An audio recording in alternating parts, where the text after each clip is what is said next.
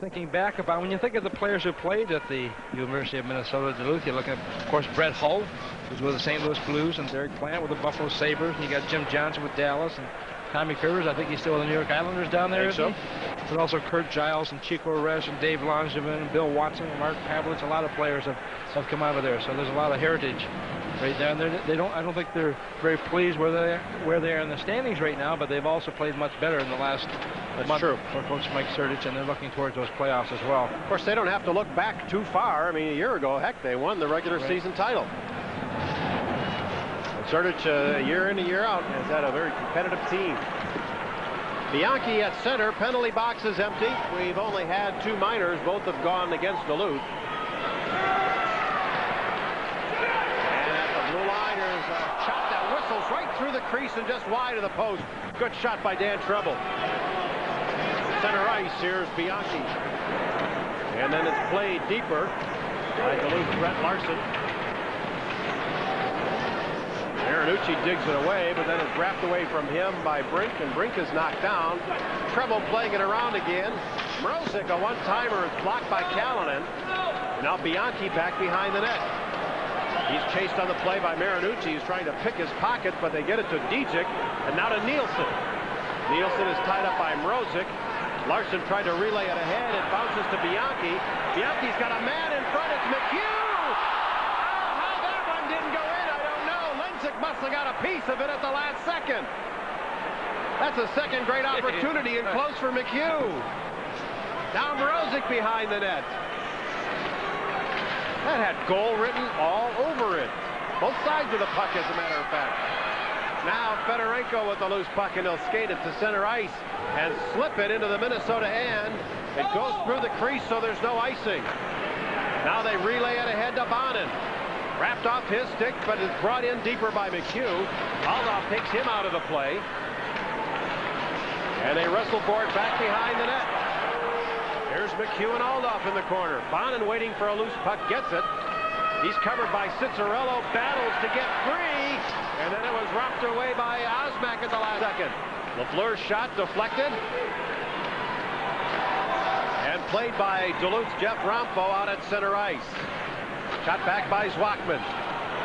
Wrapped to the blue line, taken away by Zwakman. He hauls it away. Gets it to Larson, who fires a stick save again by Lenzik. And they'll work it to center ice for Ciccarello. He's got a man trailing as Rompo, and then they misfire on the pass. Aldoff back at center ice, shooting it in deep. And a delayed offside is waved off as the Gophers gain control. Here's a pass, that's broken up. Played in deeper by Rompo. 2.5 minutes into period number 2. Duluth with a 1-0 lead. Here comes Fiebelkorn. Gets it to center ice for Bobby Dustin. Dustin trying to get around Rod Miller, and it's shot out of the zone by Petrov. Picked up at the Minnesota line by Fitzgerald. He fires one that's broken up by Means and goes to the corner. Fiebelkorn after it. Fitzgerald takes it away. There's some life in these Bulldog legs as that shot by Miller goes wide of the net, and not by much. That had goal written all over it. And an icing call here against Minnesota, and Duluth has really come to life. Yeah, the one thing right now is the Bulldogs have not had a lot of chances, but they've had some good opportunities here. That last shot coming just inches wide as Miller takes a shot from the point. And that is not what the Gophers need, but it's what the Bulldogs certainly would like to have right now, to have a 2-goal lead. But the Gophers, I'm telling you, they have had some good chances here as well. You can see there's a play unfolds right here. Watch a little pass Bianchi makes over the stick right onto McHugh, who's coming in there. Here's the initial play. You can see coming back in, pulling it back, but Lenzik with that big stick is able to just sweep it away, and that was a key save for the Bulldogs right here. And you can tell he's on the money right now, and the Gophers, the more this happens, the more frustrated they get, and that's when you'll start to make some mistakes along the way.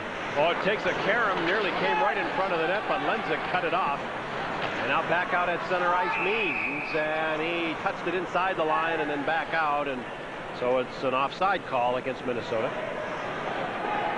You can see Means trying to get the puck in along the boards there, and just puck deflecting off of the boards, of which there's no give to. In over the line, and that created the offside call. Eric's been adding a fair amount of offense for Minnesota as well of lately. Scored a couple of key goals up in Denver. Actually has 4 points in his last 3 games.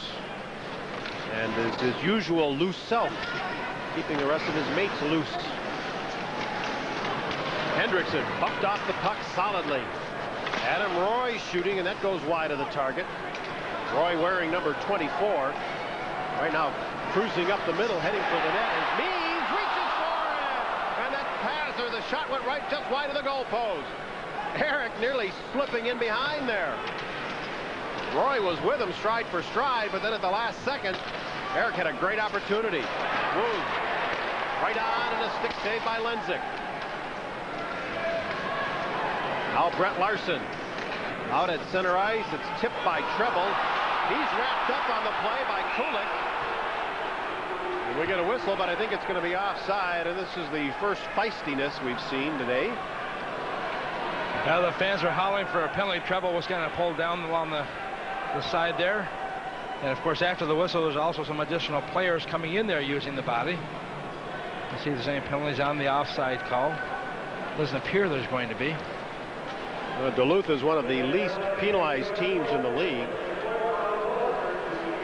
A lot of times you'll get players in close to each other and you think one player's holding, the other isn't. But you watch right here, you can see they kind of got the arms locked in together.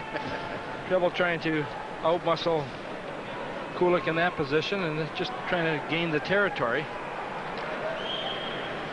Duluth ranks 8th in penalty minute average for the year. The Gophers 3rd in average minutes, but they have racked up so many misconduct penalties that the actual contact penalties are a little tough to judge. Speaking of penalties, Danny Hendrickson skating away. Well, that was well after the play, too, so I wonder if he said something later on. They're going to give him a roughing penalty. 2 of them. Or wait a minute now. You got 2 minutes or 4? 2 on the clock. 2 minutes on the clock. Right. And the time of the penalty is 4 minutes, so I misread the screen there. And so this will be Duluth's first power play of the hockey game.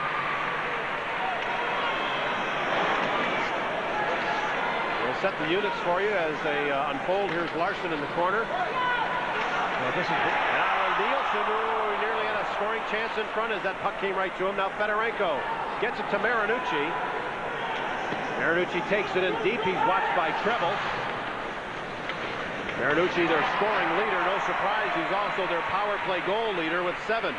Well, they are 8th in the power plays total, but on the road they've only scored 4 goals and 52 chances, which is less than 8%, and that's been one of their downfalls. Here's McHugh at center trying to get free. Short-handed, he elects to dump it down with 1:05 to go on that penalty to Hendrickson. Gophers on the other side have killed off 39 of the last 43 power plays. That's over that 8-game win streak. Bonin tracking down a loose puck in the corner. Marinucci is there to try to get a piece of it. And this power play ain't going nowhere right now. Larson to center. Sidesteps. Bonin moves in for the shot. Big rebound, and there's Means to take it away. That's wrapped loose. Larson, a turnaround shot, never reaches the net. LaFleur with an outlet feed to center. Bonin shorthanded. Miller is back. Bonin cuts and shoots, and it was deflected. It goes into the corner. A half-minute left, or less actually now. 20 seconds on the Hendrickson penalty. Chris Sitlow from behind his own net nearly ran right into Feeblecorn. So Rod Miller controls, gets it to Osmak. Corey Osmak fires. Nice block. That was Treble who went down. Just 3 seconds of the power play. And as Hendrickson steps on, they jostle in the corner for the puck. 5 skaters aside. Minnesota penalty killers do it, but we're going to have a whistle back behind the play. Osmak and Treble jaw to jaw. And while they settle down and sort it out, we'll pause here on Midwest Sports Channel.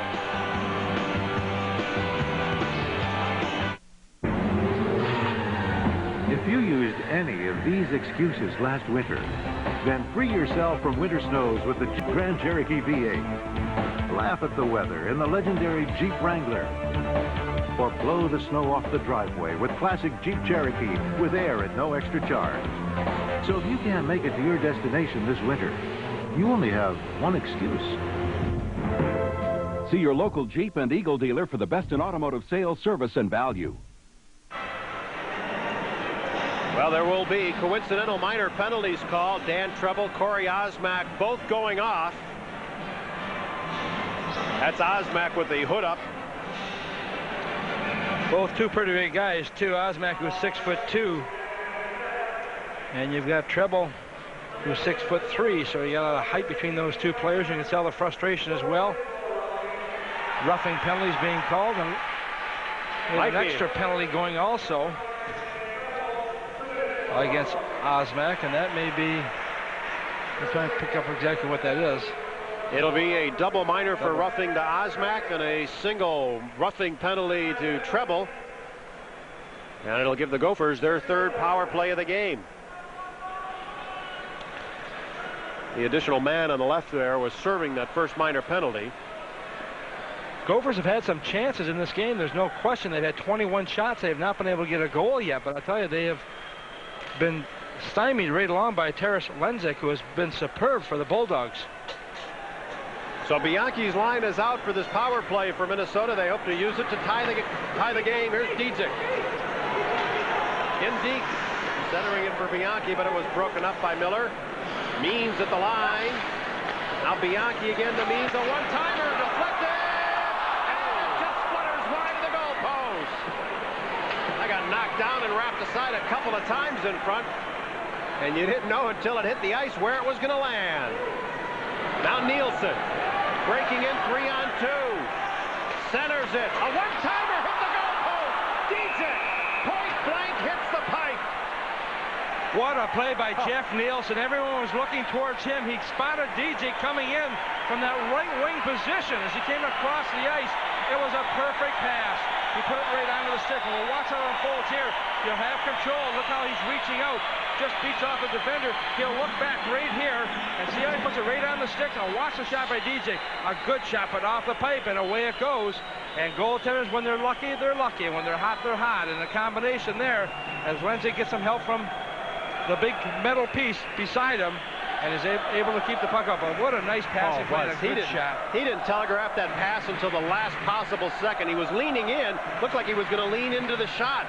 Great play. You know, athletes need good peripheral vision to see the players coming from the side. Just a quick motion is all they need. And when you see that little movement, all of a sudden you turn, and if it's the same color sweater, you try and put it back to that player if he's in the open.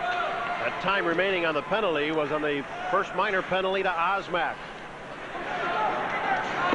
Out of the corner, Bonin gets it to Dustin. Now McHugh, knocked away by Marinucci, but Bonin gets it again. At the side of the net is kicked away by Miller, who has lost his stick, and his stick is all the way over at the near boards.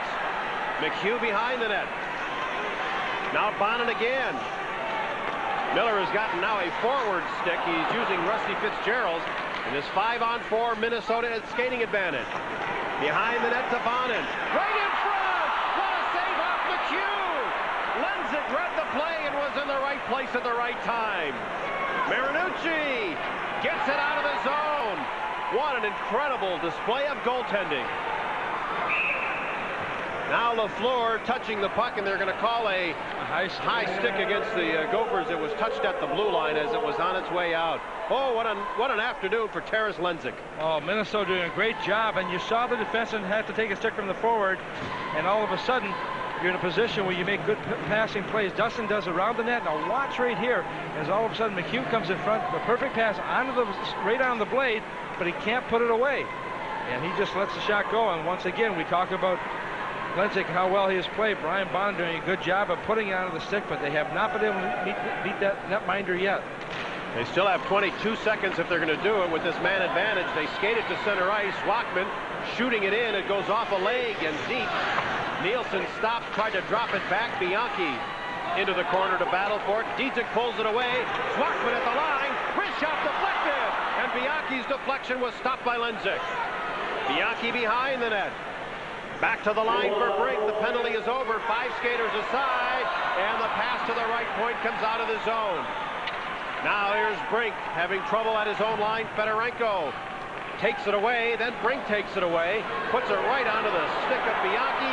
leaves a 3-on-2 rush. Diedrich to Nielsen. Backhand goes behind the net. Bianchi and Cicerello. And now Larson behind the net for Duluth. Nielsen trying to take it away from him. Wood comes in as the Gophers begin to change. At the line, LaFleur. Wrist shot, deflected, the save by Lenzik again.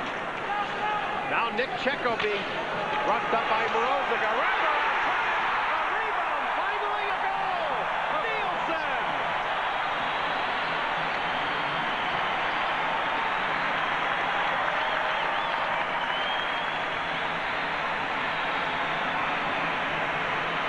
"27 shots on goal, and one finally goes in, and we're tied at 1. And the Gophers have been persistent in this particular segment of the game. They were, from the time they had a power play opportunity, they maintained control. You'll watch as the shot now will come in behind here. Little deflection, but watch here. They able to come back in, and Danny Wu does a good play as he controls the puck. He stays in right here, comes across, puts it back on in front, and standing on the doorstep waiting for that puck to come was Jeff Nielsen, who has finally given the Gophers their first goal, as Frank mentioned, on their 27th shot of the game. Nielsen, the last man to come off on that line change, and he might like working with Danny Woog, and he did a good job to get him set up. We're tied at 1 as we approach the midway point of the second period. Now LaFleur in the corner. Roy goes after it. The play is called, and we'll take a timeout on Midwest Sports Channel.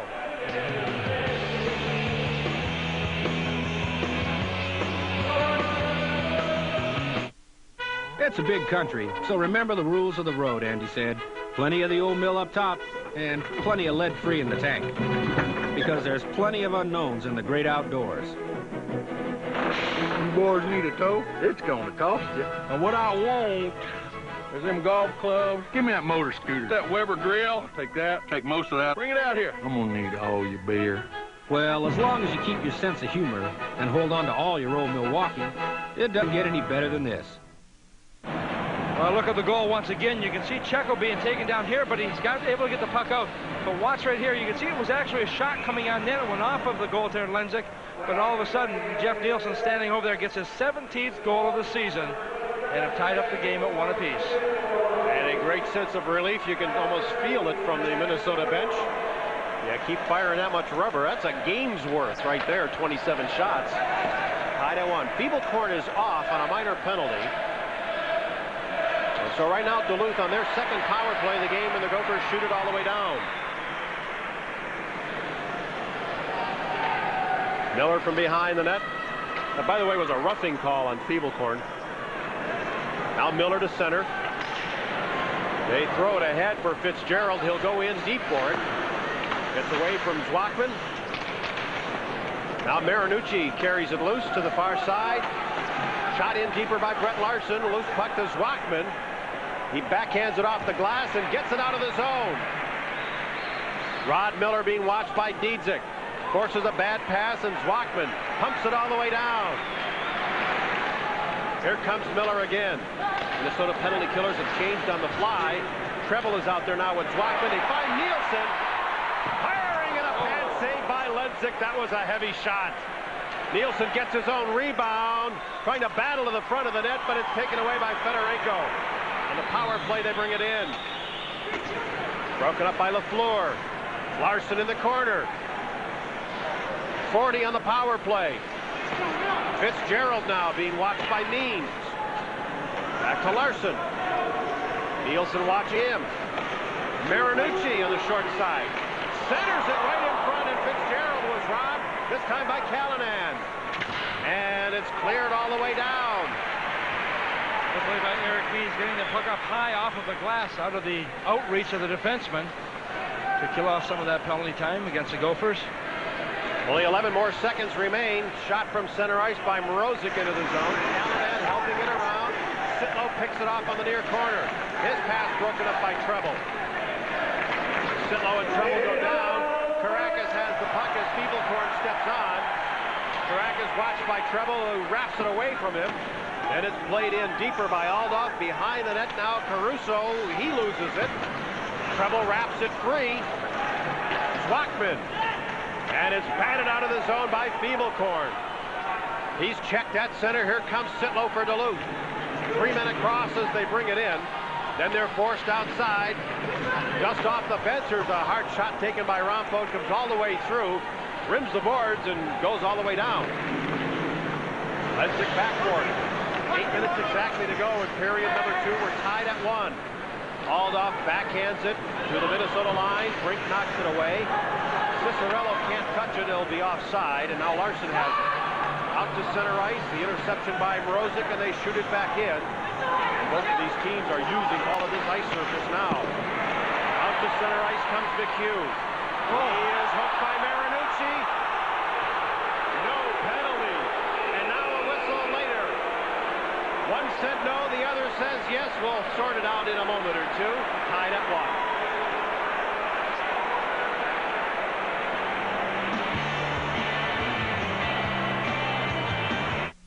Maintenance, slippery floor in quadrant 2, potential liability. Clean it now. Sales vehicle 4, air reconnaissance shows huge pothole 2 miles ahead. Whoa, smoldering cigarette butt and trash can in section 4A. Boom! Oxygen filters detect the flu virus in the loading dock. Isolate and contain. You can spend a lot of money protecting your company from risk, or you can save a lot of money by getting a Risk Control Plus review from Federated Insurance. We write it right. In Minnetonka, visit Ken Steno, and in Marshall, Vicki Holmberg. This seemed obvious to almost everybody. I don't think there's any question there. Marinucci picking up a hooking penalty as he pulls down McHugh, and as a result, Woog is a little bit hot right now. I think he may be upset because the one official appeared to wave it off. And you can see it's right around the arm area. And when you go back like that, and he's not hanging on the stick, it's a pretty good indication. Yeah, usually if you take a dive, you're going to go forward. Yeah. So the Gophers 0 for 3 on the power play. We'll go to another one with Marinucci off. It's a hooking call. Right after the whistle, he is barking away at the official who's closest to him, who actually waved it off on that side. The official on the near side, right in front of the play, made the call. That was Mark Thomas making the call. Dietzig in deep. Game is tied at 1. Here's Bianchi. Gophers have the power play. 7 minutes to go. Second period. Treble fire. Oh, did he step into that one? Oh, what a beautiful shot. 2-1 Gophers.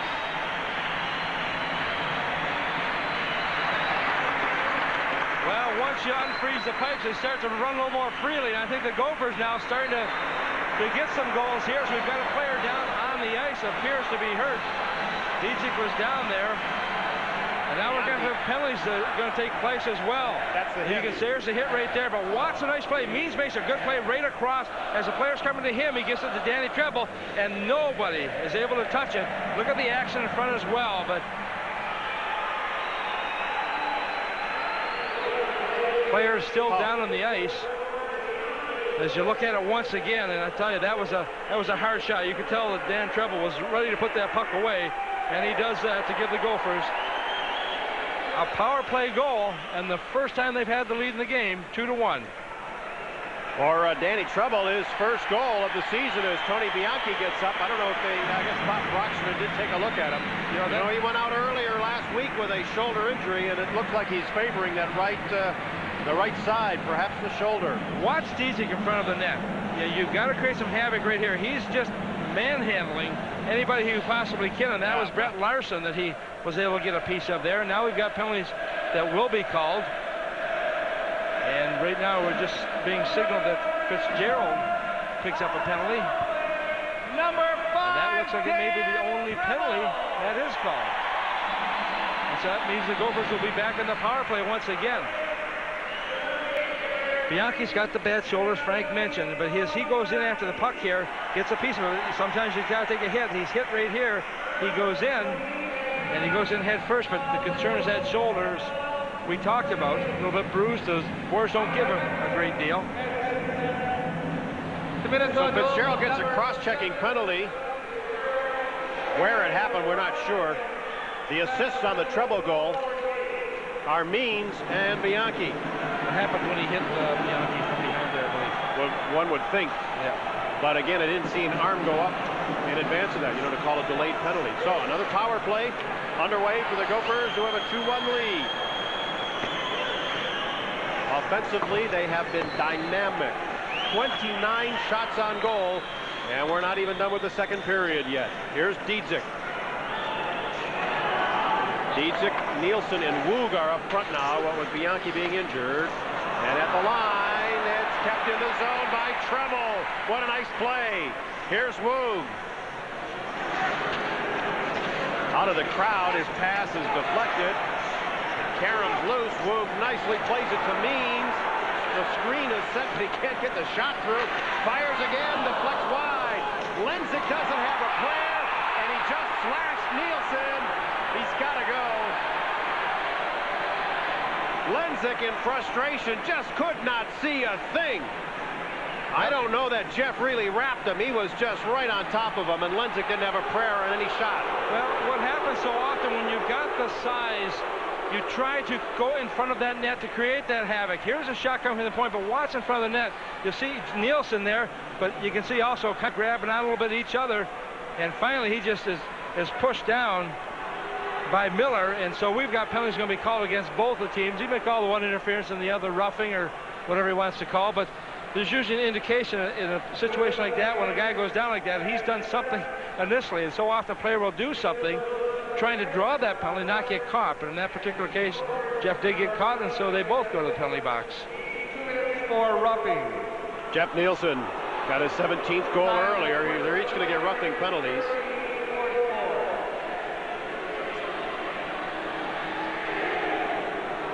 And so they'll face it off out at center ice.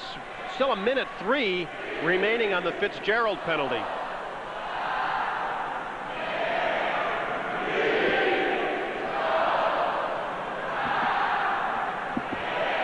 6:16 left to go, period 2. Brink. Here's LaFleur. Leaves it for Dustin.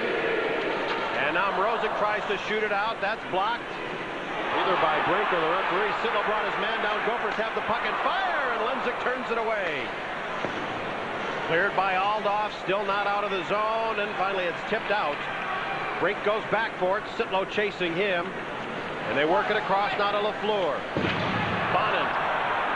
1-goal hockey game. Brink from center, flipping it down. Dustin goes after it with Mrozik. And finally a loose puck gathered in easily by Osmak. He slips it out at center ice. Rod Aldoff, the defenseman, brings it in. Trying to get around Brink. A wraparound try comes across the goal mouth. Now Dustin. 10 on the power play. From center, they shoot it in. Out of the corner to McHugh. Aldoff watching him. Wraps him to the wall. Now Bonin as Fitzgerald steps on. We're 5 skaters aside. Bonin across to Means. They set up the screen. He fires. Lenzik makes the save, and that shot right on. Lenzik comes up flashing again. And now we got a real melee going on. Well, Aldoff also in there just taking a couple of good swipes as well. The shot came initially, and Lenzik was able to make the save, but the puck came right back out again. I believe that was McHugh that was in on that play. We'll wait for... Yeah, that's Justin there on one knee, on his right knee. Watch it once again. Means will take the pass right here. He comes in. The little fake comes back in better shooting position. Now watch what happens in front. There's the puck. And you can see Lenzik trying to get it. And there he comes. His stick comes into him, so he's starting to use the physical part of the game as well to his advantage. Dietzick is going. Or no, is that Justin? That is McHugh. Minor penalties to both sides again. Yeah, it's going to be 2 minor penalties going to each side. Wait for the official call, but there's a lot of action happening in front of the net. And once again, if you're a defenseman, you've got to play the body. You've got to take the man out of the play. Lenzik makes a save, and all of a sudden he's got to be bothered by someone coming at him once again. Here's the penalties. Number 5, Rod Aldoff. And number 4, Rick Mrozik. And on Minnesota's number 9, Joe Dietzick. And number 19, Justin McHugh. All coincidental penalties for roughing. And everything is even out of that. Dietzick, McHugh, Aldoff, Mrozik. 15:01 the time. Going to burn out light bulbs in the penalty clock this afternoon. 2-1 Gophers. They were down 1-0 in this game and have rallied to take the lead. In the later stages now of period 2, here comes Larson. And it rolled off of him as he was checked by Caruso. Eric Means shovels it ahead. Checo, now Larson. They get it in onside. Larson a pass to Feeblecorn. Gophers are moving the puck extremely well. Girardi now to center. Caruso centering pass. That's broken up by Means, or at least by Wasley. Here's Means behind the net. Battles to get away from a check. Gets the puck to Feeblecorn at center, and he drives it down. We're even strength on the ice with about 4 minutes to go in the second period. Petrov has to turn to go after a loose puck, then backhands it into the Minnesota end. Treble and Fitzgerald, and Treble comes away with it. Lead pass to Brink. In the middle of a line change for Duluth, Brink slides it in deep. Osmak behind the net, met there by Woog. Now Marinucci with the loose puck. Works it up on the wall. Brought to center ice by Fedorenko. Nice pass to Cicerello. As he stopped, his feet go up from under him, and here come the Gophers, 3-on-2, make that 4-on-2. Woog shooting, and Lemzik turns it away. Woog taken to the corner by Marinucci. Hendrickson jammed up by Sitlow. Now Cicerello had it for a moment, but lost it. Woog sends it in deeper. Osmak now for Duluth. Long lead pass for Cicerello, way off target. Oh, they said Brink could have played that one. He could have. It about another 12 feet. Now here comes Bonin, trying to get around Marinucci. Centers it in front! And a big save by Lemzik on Checo. And there'll be more penalties, perhaps. LaFleur in a pitched battle behind the net with Sitlow. And you don't see LaFleur mix it up much. But we'll be back in a moment.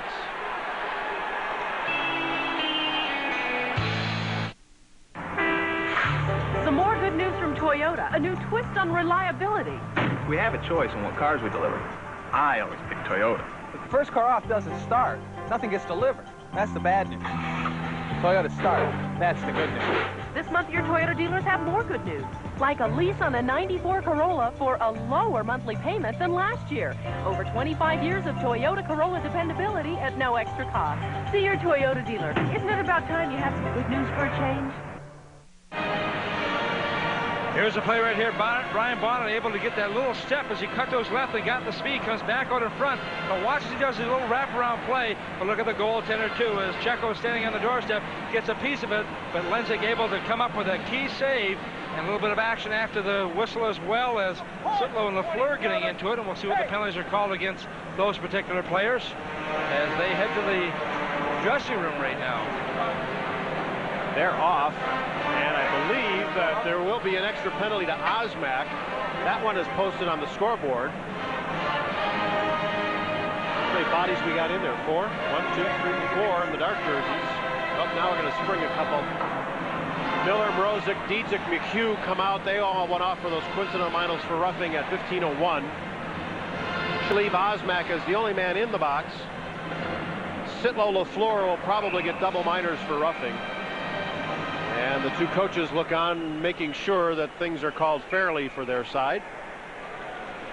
Right now the scoreboard, as Frank mentioned, just the one penalty showing up there, which means the Gophers would be in the power play. Here are the penalties. The Minnesota Duluth. Yes. No. Minnesota Duluth number 21, Chris Sitlow, and University of Minnesota's number 12, Brian LaFleur, each 4 minutes for roughing. A 2-minute minor has been assessed to Minnesota Duluth number 15, Corey Osmak, 2 minutes for tripping. And that's the story there, 17:04. And another power play coming up for the Golden Gophers. Rod Miller going after the puck, worked it up along the near boards. Now Aldof's pass gets through everybody. Duluth a man short. Under 3 minutes to go here in period number 2. Gophers up by 1, and they have a one-man skating advantage. Bonin onside as they bring it in. Treble taps it into the corner. Nielsen lost his stick, but now controls. He is rushed up by Miller. Hauled off in the corner along with Bonin, and finally Duluth sends it down with a 1:20 to go on the power play. Fitzgerald knocks Treble off the puck, and then Fitzgerald is punished there by Dietzick. Here comes Nielsen. Dustin is the center iceman between Nielsen and Dietzick on this power play. At the line, here's Treble. Back to Nielsen! And the one-timer hits the outside of the net. And it's cleared out of the zone. I don't know. You can ask Jeff if he took that one a little too lightly or not. Didn't quite bury it. Had a half a net to shoot at. Under a minute on the power play. Bobby Dustin reaches back for the pass. Now here comes Andy Brink speeding in over the line. Trying to get around Aldoff. Circles the net. Now he'll set it up from the point. Treble. Whoop. That was Wasley that fanned on the one-timer. And they relay it to the Duluth line where Aldoff shoots it all the way down. Now about 25 to go on the power play and a minute 20 in the period. Crowd trying to get this power play unit going. McHugh brings it in. A nice move. On his backhand, he pushes the shot wide. Delayed penalty coming up here on Duluth. A high stick call on Aldoff, and it'll give the Gophers a two-man advantage for a brief 13 seconds. We have just run into a rash of penalties here in this second period. Only 2 were called in the first. Here's Aldoff shooting, and he keeps that stick up high and nearly took Dan Woog's head off. Now, how are they going to call that? A minor penalty. And it brings to question the directive from the league that said a stick penalty to the head is a major, if not a DQ. Anyway, high sticking here. 18:51 the time. Now back in over to the left of Lenzik for this faceoff. Interesting comment from Mike Sertich during the week, talking about the Gopher turnaround, saying that the Gopher coach, Doug Woog, may be doing his best coaching job ever in his 9-year career. There's a look. 33 shots on goal. On one side, only 6 for Duluth. And they had 4 of those in the first period. All right, a two-man advantage now for the Gophers. McHugh wins the draw. Dietzick and Nielsen are up front. Means and Treble on the points. Here's Treble playing it in deep. Now Dietzick. Treble. Means. McHugh centers it, and the tip-in try by Nielsen failed to click. Osmak out of the box. Treble drops it back, and there was Osmak.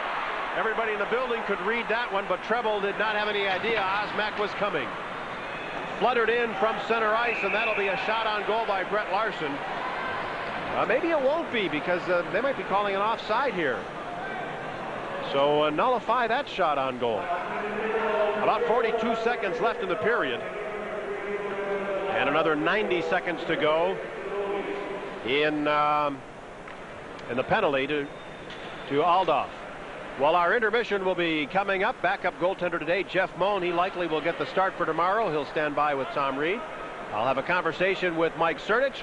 We'll take a look at highlights from the second period of this afternoon's game, and we'll look at last night's WCHA scores. Power play continues for the Gophers. Now just 5 skaters on 4. They're up by 2. And they have about a 5-to-1 or 5.5-to-1 ratio in the shot department. Here's Brink. Nice pass to Dustin. Way wide on the shot, and it's back out at center ice. Treble to Brink. He's chased now by Osmak. Treble has it again.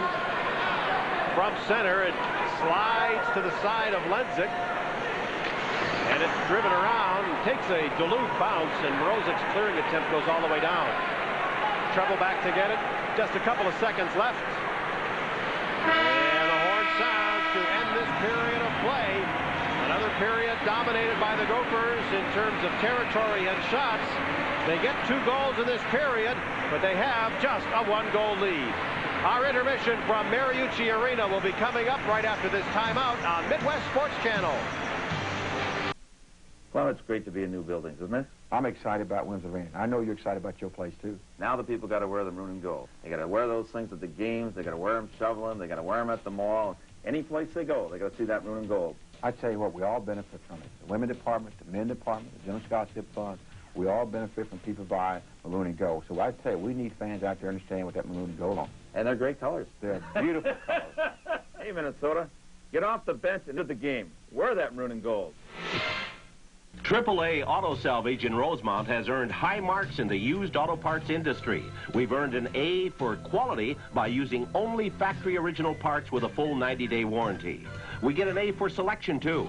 We're stocked from floor to ceiling with aisles and aisles of recycled auto parts at fair prices. And we get an A for attitude with a can-do, no-hassle approach from a professional staff. AAA Auto Salvage, top graded by customers just like you, off Highway 3 in Rosemont. Service and value.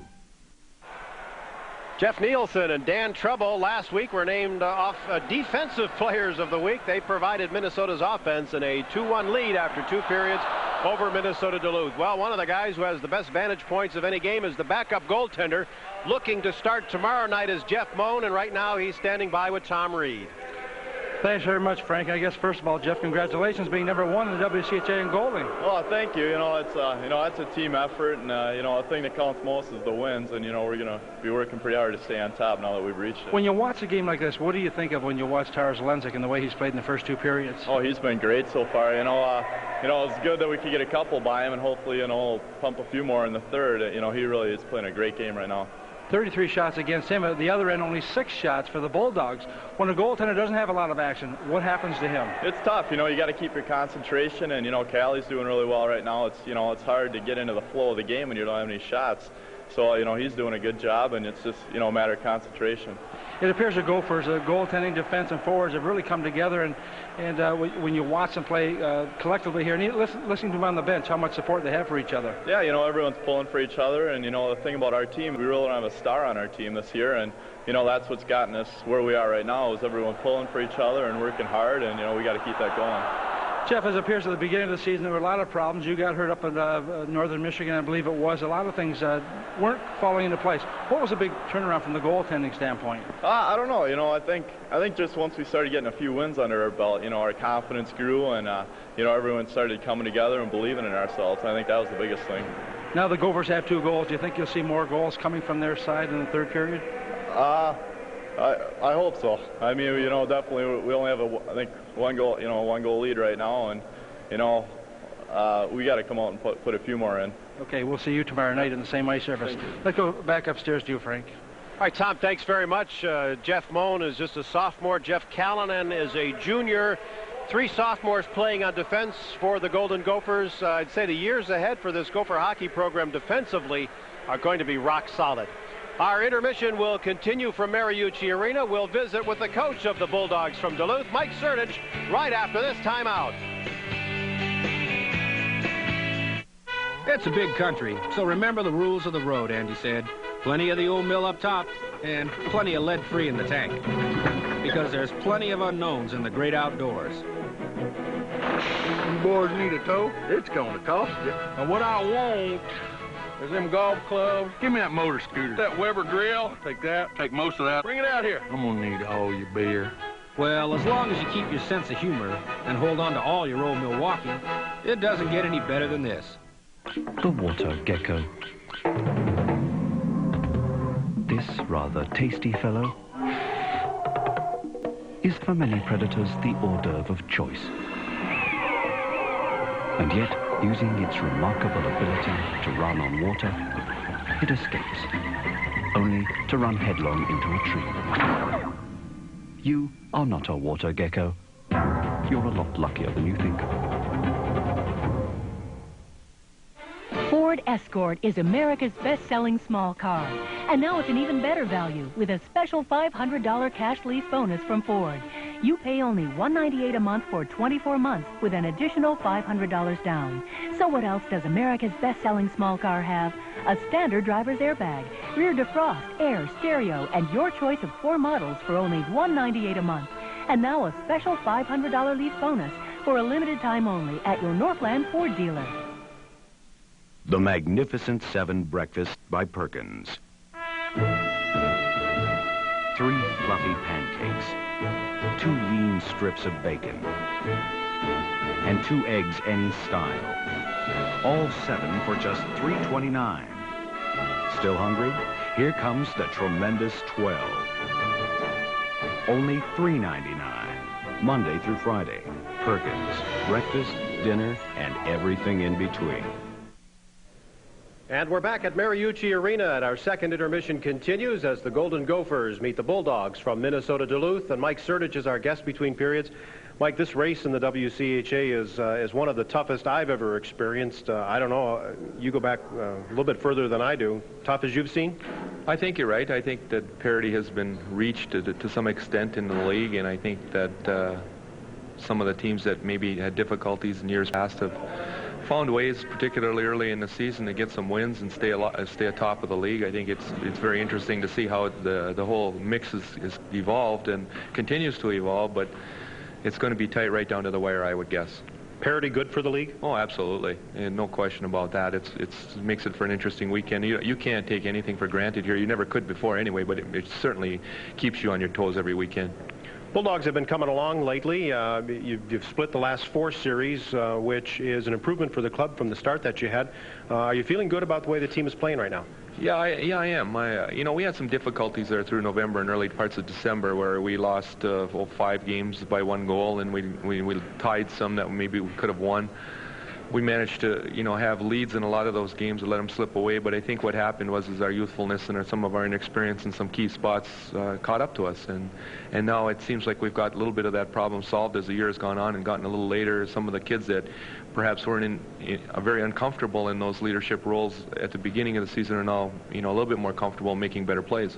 Would Chris Marinucci be one who's a little more comfortable in being more of a leader for you? Well, he's always been. I don't think that anybody tests his comfort level. He's an outstanding hockey player. I never have to worry about him and doing what he's going to do, because he's going to be there for you every night no matter where you play. You could play it on a pond tomorrow morning and he'd be there for you. I think the larger part of the problem was some of the juniors and seniors who haven't been cast in those roles before had a little difficulty with it, but he certainly was not one of them. What's your preparation like for this weekend? You knew you were going to be going against a red-hot club, one that hasn't lost or has won 8 straight, actually. And it's a tough rivalry always. What do you do to get your team ready or to keep them? I don't think you have to keep their interest up. No, you certainly shouldn't have to. It appears to me that you don't have to say too much. And obviously they read the papers and listen to the newscasts and the sports shows and so forth. So.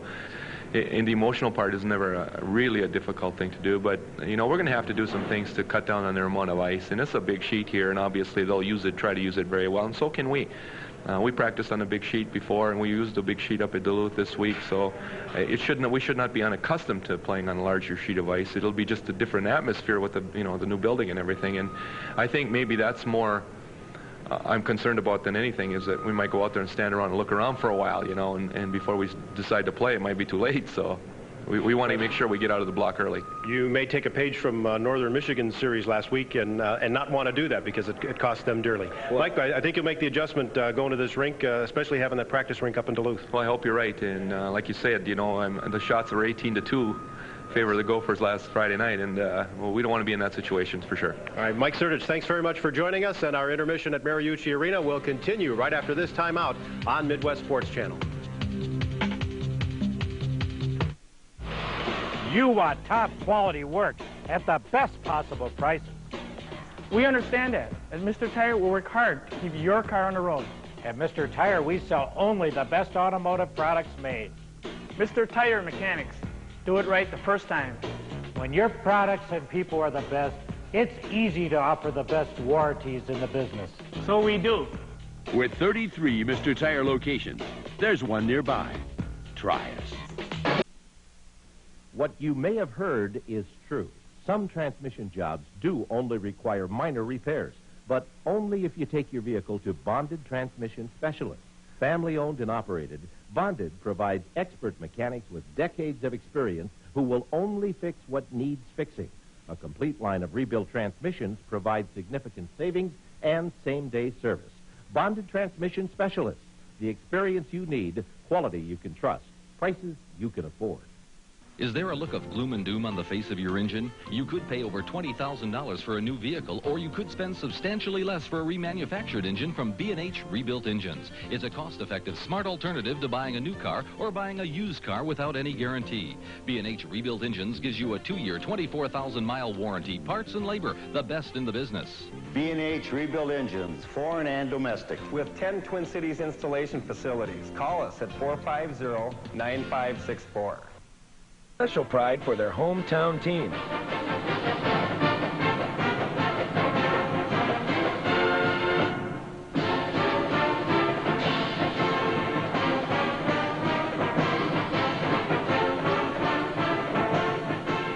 Warner Stellian, proud to be Minnesota's #1 hometown appliance specialist.